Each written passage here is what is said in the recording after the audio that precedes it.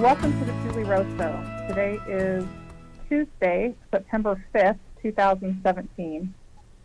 Eric and I have another great show in store for you today, and I hope that you find it insightful and informative. Eric, I'd like to welcome you to the show and turn the time over to you. Thanks, Julie. In our last episode, we talked about the Tribulations. We called it Tribulations 101, and the intent there was to lay a doctrinal foundation for the tribulations, what they are, what to expect in those, some ideas about when they would start, and the purpose of those tribulations. So it was very structured, and but today I thought it would be good to just loosen up a little bit and go a little bit more according to the Spirit and whatever the Spirit would like you to say about the tribulations, Julie, and I'll do my best to ask questions as directed as well. Okay. Why don't we go ahead? Has anything come to your mind since we last spoke about tribulations? Absolutely. My heart's been rather heavy with several things on my mind. Most recently, with everything going on in Houston, as those who are listening can imagine, I know I'm not alone in this. It's heavy for several different reasons. First and foremost, because of the devastation down there and the number of people that are being affected, with Houston being such a large city. And secondly, because we have Hurricane Irma about to hit the Florida coast, and it's hitting Puerto Rico and several of the islands out in the Atlantic before it will hit the United States or off the coastline. And quite honestly, Eric, I'm fired up. I'm really fighting emotions that are, I guess you could say, triggering emotions. I know that this is the Lord's plan to allow people their agency. That's an eternal principle, the law of agency. I know God has a higher plan for entering into the tribulations, and I know I've said this many, many times, but the human side of me is frustrated with the wickedness that I see on this planet and that I see coming to the planet still. I'm not sure how many people are aware of what's really going on in Houston, and what I mean by that is we know that the media lies to us. We know that we're not getting the full news. We're not even getting a portion of the true news. We're getting lied to about everything, and that includes what's going on or what happened in the Houston area before this Hurricane Harvey hit landfall. And now we've got Irma coming, and I have been waiting essentially for my cue to talk about this hurricane and this incoming Hurricane Irma. The reason I say that is because we could have done a podcast a couple weeks ago on Hurricane Harvey, and I talked to Eric about it, and I just didn't feel like it was the right time yet to expose some of what I feel is happening out in Houston. So we're not going to spend an entire episode on this, but I do want to touch on this because this is a type and shadow for what I see has happened many times before and will yet happen again as we go through the tribulations, when we're talking about the dark forces literally stirring the pot.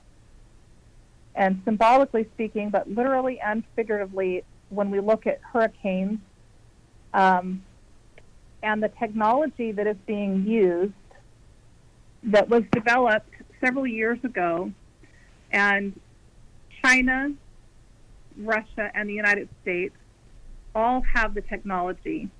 Several years ago, the United States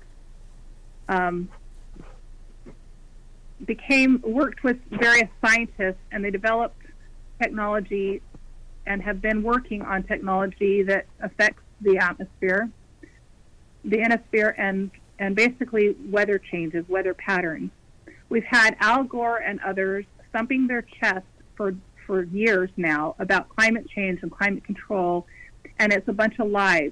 They are creating a great deal of the climate change, and it's all about manipulating, controlling, depopulizing, and then taking hold so that they can put their dark forces to work at a greater capacity.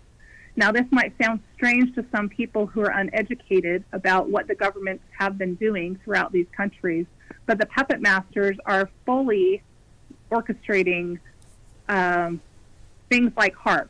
That's capital HAARP, that claims to have been dismantled, but it hasn't been.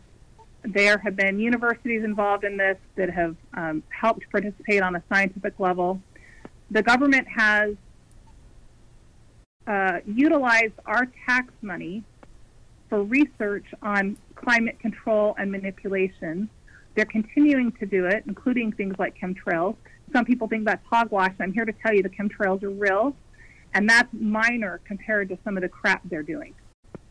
You know, in this documentary that we're doing, we're going to expose some more of it. This documentary is not just about Julie Rowe and her life. It will follow the biography, basically, but I'm going to basically expose some other things that have been going on in the world, and specifically in the United States, and we're going to put this in the documentary.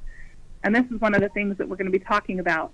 And they're going to back it up with research and other connections that are going into the documentary, so that they can take what I have to say and have other voices that have expertise in some of these areas, so that I don't just look like the crazy lady coming out with conspiracy theories. But I'm here to tell you guys, a lot of these conspiracy theories are true. And if you're not familiar with it, it's time to get familiar, because the atrocities that have occurred in Houston and will yet occur makes my blood boil. I try to keep it in check, because I know that the Lord is in charge and that the adversary wants me to get upset and angry. But I hope to use these emotions that I'm feeling to propel us forward for good, and to convince others, and to testify and warn and witness to other people that we have got to stand up and take a stand for righteousness and be aware and awake about what is going on in our environment. This world is absolutely being destroyed by the dark forces, and it will come a point in time where there will be so much dark energy on the planet, we will be left with nothing but the choice to rise to higher vibration, for fear we would be destroyed utterly. The Lord will transition this world from dark energy to light energy, but it won't just happen. It doesn't just happen coincidentally. Irma also, being a Category 5, that does not just happen, you guys.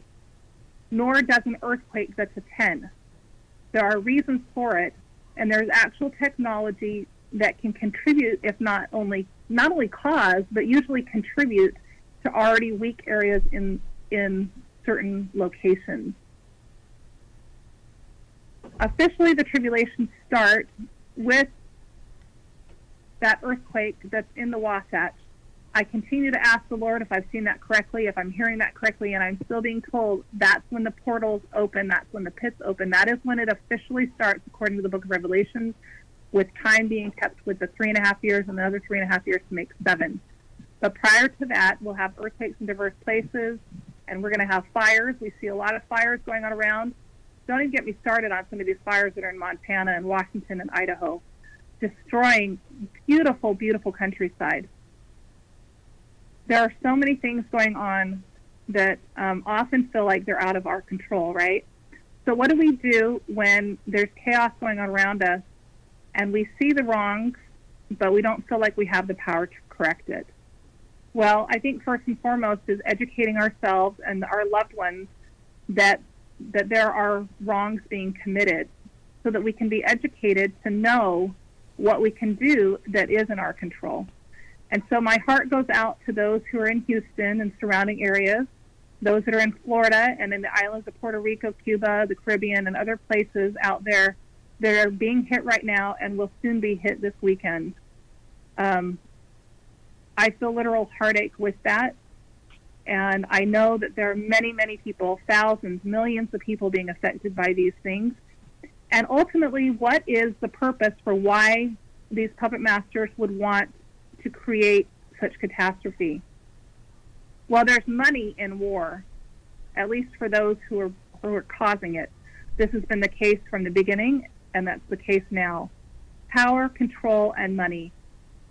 Some say you can do anything or buy anything with money, and I say to that, that's a bunch of hogwash. The one thing you can't buy is peace of mind and a place in the kingdom of God. The individuals who are masterminding this seek not to do his will, but seek to do the will of the devil. And, you know, I don't have words for it, Eric, because it's hard for us to imagine that someone could be so satanic, so carnally minded, and so devilish that they would seek to hurt one individual, let alone millions of individuals, and to do it purposefully. But I'm here to tell you guys, unfortunately, that is the case. And then they're using lower-level people that don't understand and don't know to carry out their wrongful actions. I want to mention one important factor, and I want you to open your minds to why this would be. You look at all the major wars in the last several years that we've had and ask what, at least in part, some of it's about, and it's about oil.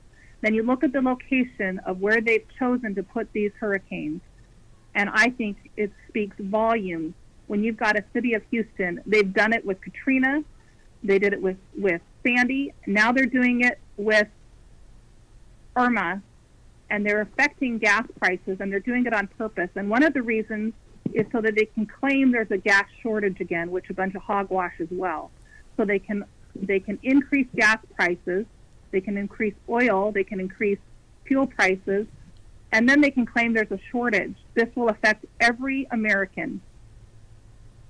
And in the short term, that's their plan that can help, quote unquote, crash the economy. It's one more factor.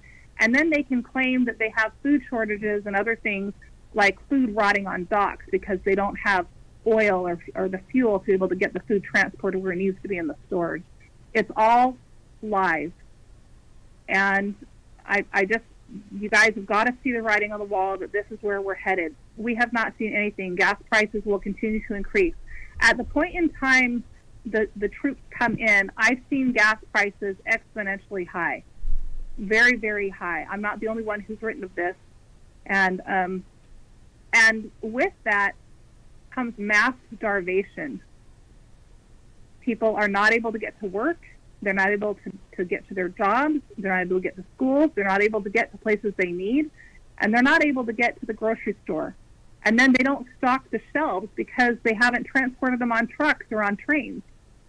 So this is a domino effect. And we're seeing the beginning of what I was told, the earthquakes before the hurricanes before the earthquakes. A week ago Friday, before Hurricane Harvey hit, I was told, or I guess it was 2 weeks ago, I was told by the Spirit as I saw this in vision and then saw the Wasatch Wake Up that these earthquakes are the earthquakes, excuse me, I keep saying earthquakes. These hurricanes are the hurricanes before the earthquake being the Wasatch Wake Up. And then I had two other people, one person text me and two other people email me saying that they had had revelation regarding these earthquakes as well, and these hurricanes, asking me if I'd been told anything about that. With that, I'm going to turn the time over to Eric and have you share an experience that you had, if you can, Eric. Yeah, that sounds good. This would be one of the first times I've ever shared any of my revelation publicly, but on June 26, 2015, this was in the middle of a duration of receiving lots of dreams, and I would always record those dreams. But on that day, I had a 2-part dream, and I recorded it like this. There was in the first part of the dream, a man stood before me. He was standing on a beach, and he formed a 3-dimensional map on the sand beneath him, and the map was of Houston. And suddenly the map, or the 3-dimensional city of Houston, sunk into the sand, and then it was covered by water. And then my dream ended. And then the second part kicked in, and I was at my parents' place in southeast Idaho, and it was shaking violently. So I knew we were in an earthquake. I didn't have any understanding of what that dream was, and I have to say that I have absolutely zero connection to the city of Houston. Never been there, never thought about it, and so that was always weird to me. And I always tried to understand why would I have something shown to me concerning Houston. Also, concerning the second part of the dream, I've never been in an earthquake. I've never experienced the sensation of it. But in that second part of my dream, it was shaking violently. And so it was just really peculiar and odd for me to have that dream. And as Harvey has been unfolding, I thought, oh, I wonder if that's the dream I had with it being covered in water. And then, of course, now I'm wondering if my dream was giving any sort of insight as far as sequence of events. I would naturally believe that one of the next things we'll see is some shaking somewhere. I appreciate that, Eric. Taking note that there have been some earthquakes out in northern Utah and Idaho in the Soda Springs area that have reached a few hours in several directions from there. They've had a 5.3. They're currently having earthquakes right now as we speak. And all of that area is connected out there to the Wasatch. They are now predicting a possibility of a 6 to a 7 out there at any point in time. You know, I did see earthquakes out in the Rexburg area, the Idaho Falls area. We're going to see those. I don't talk much about them because the Spirit keeps guiding me to wake up the Wasatch, and because that has such a pivotal role in the tribulations. But we will see more earthquakes out there in Idaho as well. And I think it's amazing to me that when I was given that instruction or that understanding a couple weeks ago about what I was seeing in Houston and then Florida coming, as I prayed to the Lord about that and I was told earthquakes, that was before Irma was even on the radar. And I asked the Lord, am I hearing that correctly? Earthquakes, or excuse me, I keep saying earthquakes. Hurricanes. I've got earthquake on the brain, can you tell? Hurricanes. And I kept asking, hurricanes, why am I hearing an S? And I didn't have clarity at first. I thought maybe it was because there was going to be another earthquake that came, or excuse me, another hurricane that came right into Houston or somewhere in the Gulf. And then they panned over to Florida and out to the Caribbean. I've come to understand, how do I say this? Just because I see it doesn't mean I can say it. And sometimes when I see it, I don't always understand it. More so in the last 6 months, I've been hearing from the other side. I will get a visual, and I will hear something in regard to that visual. But very often now, for whatever reason, I'm being told things more than I'm actually seeing them. And I'm not sure if that's just because the devastation coming is going to be so horrific that they're protecting my heart. I've seen many of the scenes before for several years, but as we get closer, it triggers me emotionally. And I think tender, loving Father in heaven is protecting me from having to see so much of this devastation as we see it unfold in real time. The other message I've been given as I've asked why I'm seeing less now, it seems, than what I was prior, is that they want me to work on my hearing skills. And this is something I encourage everyone to do.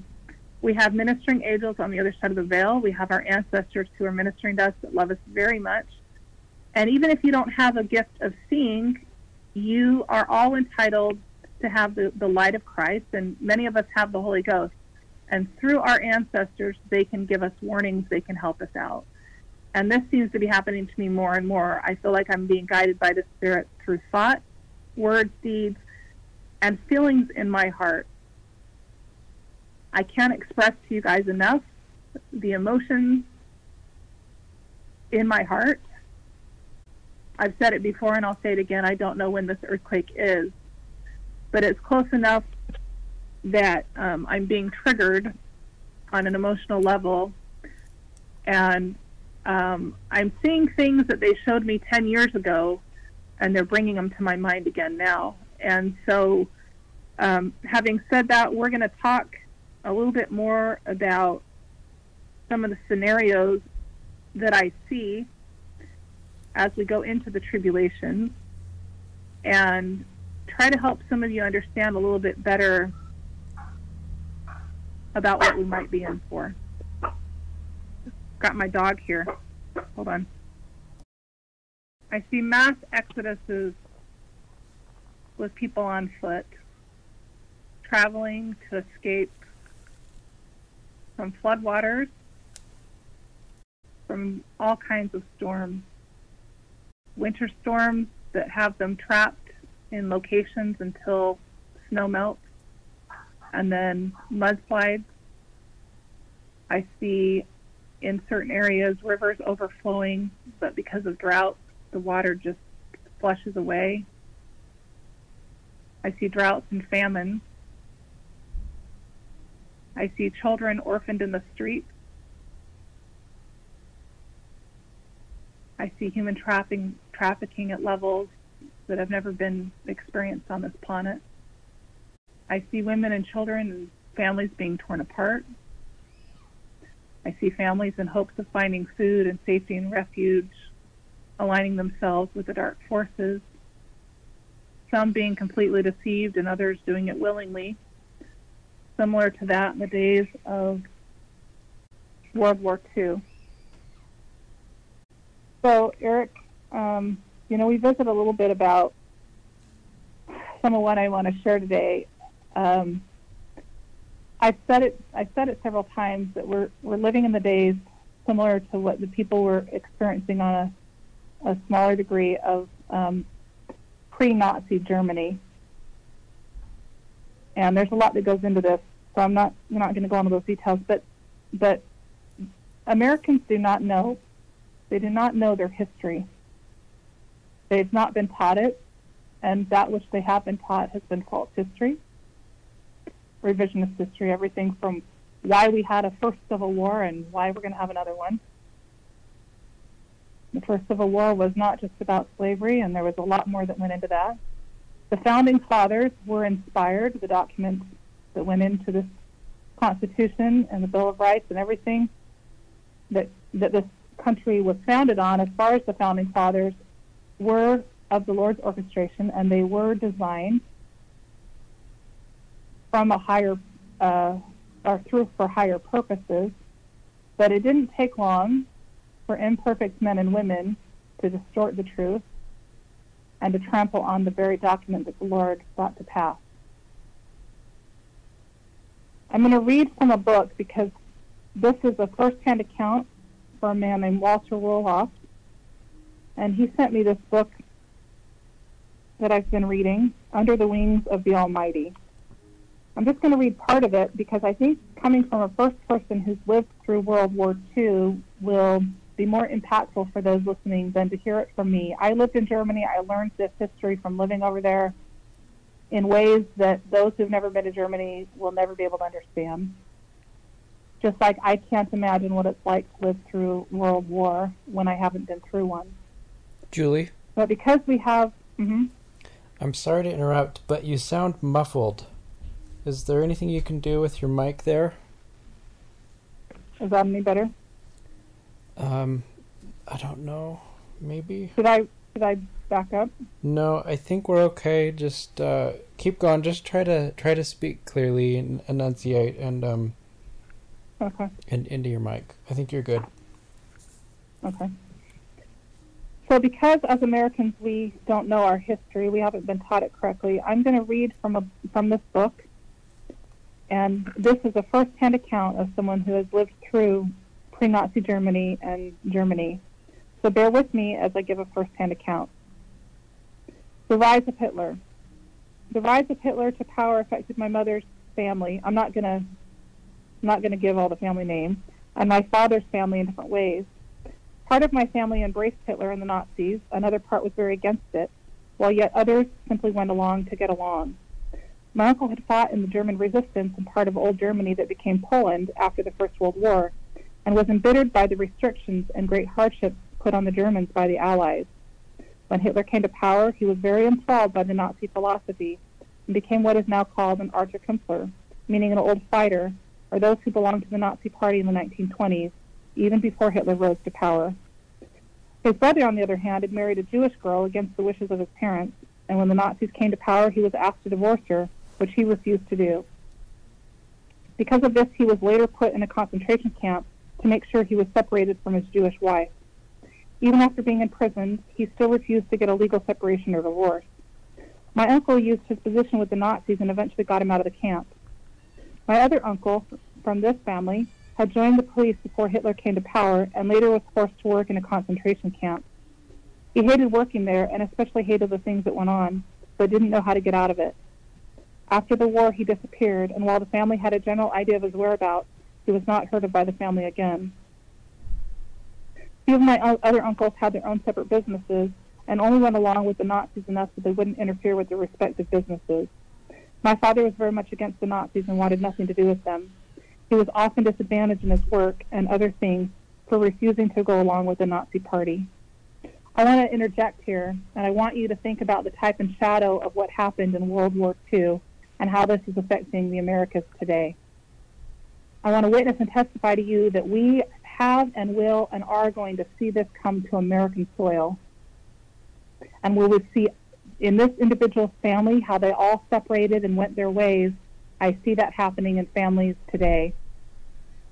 The divisions within my family regarding dealings with and opinions about the radical ideas of the Nazis didn't just affect my family. With the rise of Hitler and the Nazis, there were many changes we observed in German society as a whole. Germany was in a deep depression when Hitler came to power. Nearly one-third of the workforce was unemployed, and Germans were struggling with 25% inflation and 25% bank loan interest rates. Farmers and business people were declaring bankruptcy daily. Some young people going from house to house begging for food. Not that they didn't want to work, there simply weren't any jobs. I remember well staying at the butcher's show window and looking at the sausage in the grate, longing to eat one, but my parents couldn't afford it. Hitler promised that he would wipe out all unemployment and all crime and provide food for everyone. This sounded very good to most people, and they welcomed the chance to give him that opportunity. The Communist Party wanted to do the same thing and were just as powerful as the Nazis at that time, but many feared that putting the communists in power would put Russia in control over Germany. For this and other reasons, Hitler was elected chancellor. Unfortunately, the Germans did not look at Hitler as thoroughly as they should have to properly decide if his leadership would be good for Germany. If they had, perhaps Germany would never have given Hitler the power that they did. A short time after Hitler came to power, everyone was employed. The government made sure that a lot of work was created through the military buildup and recruitment. All of these things were done to curry favor for Hitler, which it certainly did. Hitler and the Nazis brought employment and a degree of security that earned them a strong following. In exchange for the favors Hitler had granted by giving all the people employment and something to eat, the parliament voted overwhelmingly to give Hitler even more power, assuming that he would take Germany to even greater heights than anyone had previously imagined. With the Nazis in power, they eliminated any party that opposed them by arresting many key opposition leaders and then sending them to concentration camps. This sent a strong message to all Germans that opposition to the Nazis would not be tolerated. After giving this man such incredible power, slowly things began to change. And I want people to make note of this.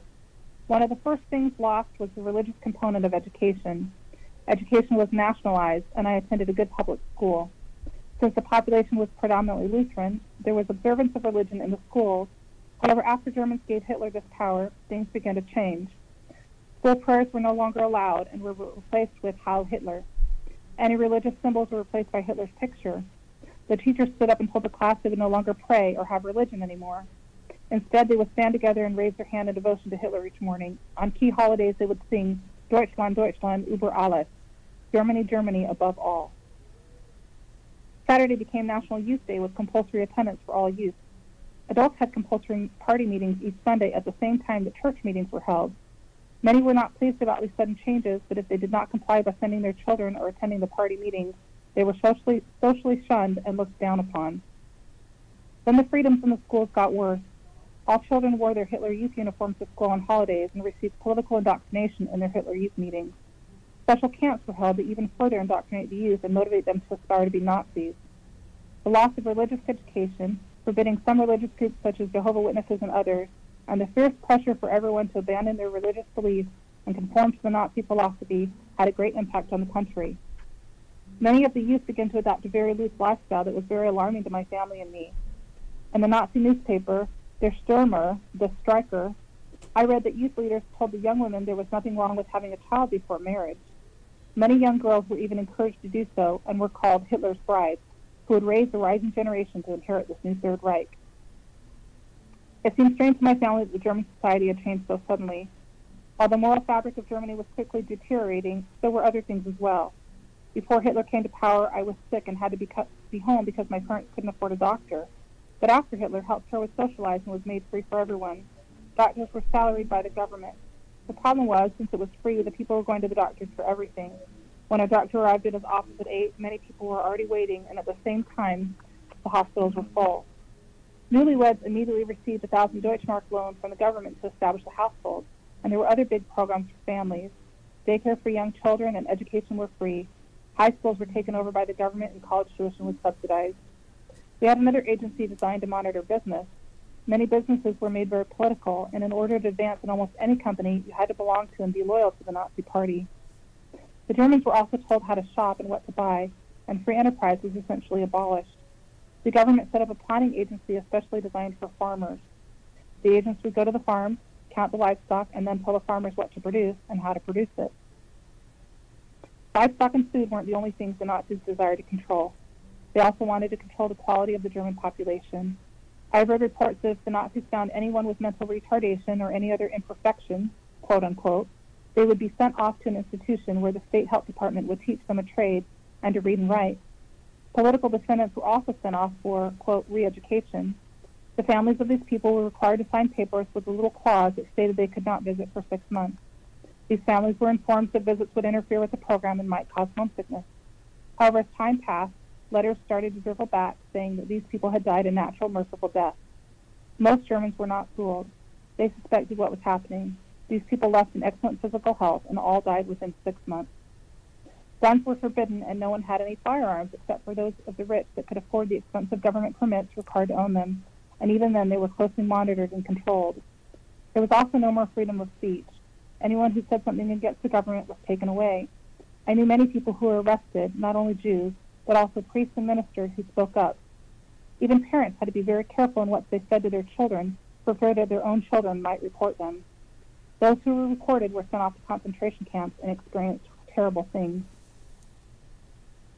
On one occasion during the war, I was on furlough and visited my former place of work, which had completely changed. A large fence had been built around the place and women now worked there. All the women I saw either had a P for Polish or an S for Soviet Union on their clothing. There were likely other nationalities and political distinctions, but these were the only women within my view. They were very careful not to show me very much, but when I inquired about these women, I was told the women were from a concentration camp nearby. I couldn't go in, but saw from where I was how the women were mistreated by their women guards. Many were punched or beaten for the slightest infractions. I felt terrible in witnessing this scene, but felt so powerless to do anything about it. Totalitarianism, not through popular demand, but through deception, rewarding loyalty, and punishing any deviance from the Nazi philosophy. Most Germans turned a blind eye to many of these changes in the hopes that the severe hardships they had experienced from the aftermath of World War I and following the Great Depression would never return. Hitler had promised them if they gave him 10 years, Germany would no longer be recognizable. After the death in 1934 of Paul von Hindenburg, a key political leader, Hitler's title was changed from Chancellor of Democratic Government to Führer, or Supreme Leader, and full dictatorship was realized in Germany. Germans experienced creeping gradualism from the freedoms they once enjoyed to complete autocratic rule. When they finally came to the full realization of what had happened, the only weapons left were broom handles. The whole idea sounds almost unbelievable that the Nazis, little by little, eroded all of the freedom of the German people. Hitler's promise did come true. In 10 years after his rise in 1933, Germany truly was unrecognizable as a rebel. All right, I know that was a lot of reading, but I felt like it was better to read it and let you guys hear it firsthand from an individual who lived through it. He kept things light. Okay, that was nothing compared to what really went on. We know that, those of us that have actually studied World War II. We're headed for World War III, and we're looking at similar things coming. So how do we combat that? So this is where my heart goes out, you guys, because I see the types and shadows. I lived in Germany for 3 years, from 1986 to 1989. I went to Berlin before that Berlin Wall came down in the fall of 1989. I've been in a communist country. I know what happens when people are having food rations. I know what happens when they don't have cars to drive, when they have to wear uniforms to work in school, and they have very few freedoms. When the mark rate was so high, they could hardly afford to put food on the table. It was like the Lord gave me just a small glimpse of what was coming to America back when I was 16 years old. I do not have words to express in my heart the emotions that come up when I see what's going on in Houston and what will be going on in other areas of the country, what's already gone on, what's going on in certain areas, and bring to your attention when I see that they mess with EBT cards and the other ways that people get their food stamps and their other benefits. What happens when we have individuals who are not able to get toilet paper, food, baby formula, and the other necessities of life for their children? It does not take long before we have angry crowds and we will see rioting in the streets. We're going to see it here with the aftermath of Hurricane Harvey. We're going to see it with other hurricanes and earthquakes and other natural disasters. But we're also seeing it because they're man-made creations for them to start both a civil war and a world war. This is their goal, to start civil war in the United States, which was prophesied by Joseph Smith, that would start in the small city of Chicago, which will one day be a large city. There are millions of people in Chicago, and we're going to see riots in the streets, and it won't be long. We're going to see other riots throughout the country. What happened out in the Carolinas and those areas, they're bringing in the rioters. They're paid rioters. They're putting them on the same buses. These fake KKK guys on the same buses of the Black Matters, Black Lives Matter. It's absolutely absurd. But because we have corrupt media bought and sold and owned by the puppet masters, we are not getting true news. We're not getting truth. And we have too many people who've been infiltrated in every institution of government and every single church that are there and willing to cover up and work for the dark forces, and we've got to put a stop to it. I am not beyond believing that we can't stand up and make a change for history. Just because things have been prophesied of does not mean that we have to sit by idly and let them do it. We are warriors. That's what I signed up to be, and that's what those who are listening to this podcast need to be remembered of and reminded of. We did not premortally agree to come to the earth and let Satan rule and reign and do whatever he wants. We signed up to come and to live and give the good fight, which is to stand up for truth and righteousness and to stand up for the plan. And that plan includes helping every single one of God's children come to the light in whatever form and fashion. And to me, that means I'm going to do everything in my power to warn my neighbor. I hope you will do the same. You may not talk about crazy conspiracy theories that Julie Rowe is talking about on this podcast and how, the government's able to control weather. But I hope that you will at least mention that God has a plan, that when you see someone in need, or when you see someone standing on a street corner with a sign saying they're hungry, that you won't pass them by. You may not be living in Houston or Florida or anywhere else where there's going to be a natural catastrophe anytime soon, but I promise you it will come to your doorstep, if not sooner rather than later. You will be in that position. And we know that when we provide for other people, the Lord provides for us. I witness and testify of this, that we need to be very careful about who we pass by on the streets, because we may be that very person begging for food in a very short time. I hope that those that are listening will know that no matter what is said, no matter what is done against me or anyone who decides to stand up for truth and righteousness and to spread the word and to spread truth wherever we may be, I hope that if you're listening within the sound of my voice, you will take courage in the Lord. You will know that he has a plan for you. And you will know that as you have courage in standing up for truth, it doesn't matter if we're on this side of the veil or the other side of the veil. We can find rest and we can find peace. That is the only thing, you guys, that gives me any kind of comfort and peace right now, is the Word of God and his promises he's made to me and every single one of his children, that there's an atonement, that it's real, that there's a plan of salvation, that we have everything being orchestrated just according to the Lord's plan, that he's allowing these things to happen, because if he wasn't, he could come in one full swoop and take care of the entire dark side in an instant. But that's not the way our God works. He created this earth for us. He created this earth so we could become like him. And in that, he's allowing us to participate in spiritual warfare. And soon we will have physical warfare on the American continent. But with that, we will have angels of light coming to help us and coming to our rescue. We will have translated, resurrected, and angelic beings who will come with priesthood power that will blow them away. I witness and testify of this, that no matter how dark it seems, the light side is winning. They're winning now in the eternities, and they will always win, because that's how it goes. You cannot win when you fight for the dark. I witness and testify of this, encouraging any and all who are willing and able to go to the light, as I bring you truth and I bring you understanding, because God has all power. And I say that in his name. Amen.